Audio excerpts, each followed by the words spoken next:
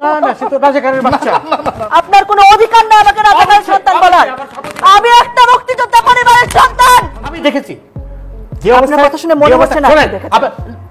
Don't please এই ধরনের rubbish কথা বলবেন না আমার সাথে। আমার সাথে রাবিশ কথা বলবেন না, আমিও দেখেছি। আপনার কোনো অধিকার নেই আমাকে রাজাকারের বাচ্চা বলার। আমি একটা মুক্তিযোদ্ধা পরিবারের সন্তান।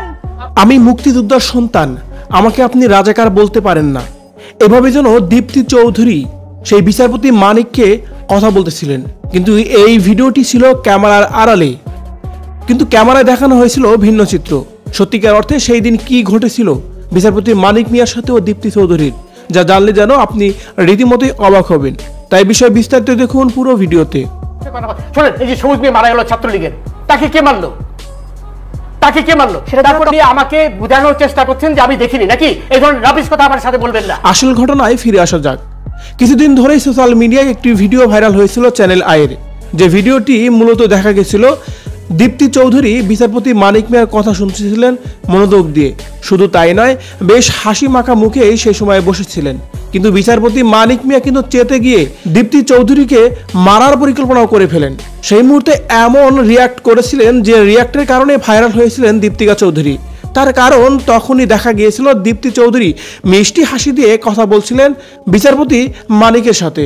বিচারপতি মানিক খেপে যাওয়ার মূল কারণ হলো আবু সাইদের পক্ষ নিয়ে কথা বলেছিল দীপ্তি চৌধুরী, আর সেই কারণেই বিচারপতি মানিক খেপে যায়। তার কারণ আবু সাইদ নাকি পুলিশকে মারার জন্য লাঠি সোটা নিয়ে দাঁড়িয়েছিল আর বুক পেতে দিয়েছিল, সেটা মানিক মিয়া কখনো বলতেই চায় না। কিন্তু দীপ্তি চৌধুরীর ভাষ্য ছিল অন্যরকম। আবু সাইদ সেখানে মূলত বুক পেতে দিয়েছিল তিনি মরার জন্য নয়, সে ভেবেছিল কখনোই পুলিশ তাকে গুলি করবে না।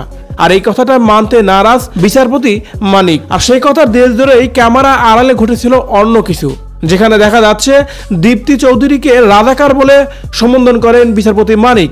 আর সেই মুহূর্তেই রেগে যান উপস্থাপিকা। না না, সে তো রাজাকারের বাচ্চা। আপনার কোনো অধিকার নেই আমাকে রাজাকারের সন্তান বলার। তখনই উপস্থাপিকা দীপ্তি চৌধুরী বলেন, আপনি আমাকে রাজাকার বলতে পারেন না, আমি মুক্তিযোদ্ধার সন্তান, আমি মুক্তিযোদ্ধার পরিবার থেকে এসেছি, আমাকে আপনি কেন রাজাকার বলবেন? এই বলেই খেপে যায় সেই মুহূর্তে। আর এমন একটি ভিডিওই সোশ্যাল মিডিয়ায় ভাইরাল হয়েছে আজকে। তবে দীপ্তি চৌধুরীর এই কথাগুলোকে সত্যিকার অর্থে সবাই অনেক বেশি গ্রহণ করে নিয়েছেন এবং অনেক বেশি প্রশংসায় ভাসিয়েছে দীপ্তি চৌধুরীকে। কারণ মুক্তিযোদ্ধার সন্তান হয়েও সে আবু সাইদের পক্ষ নিয়েছেন এবং কি রাগান্বিত হয়ে কোনো কথাই সেই মুহূর্তে বলেননি।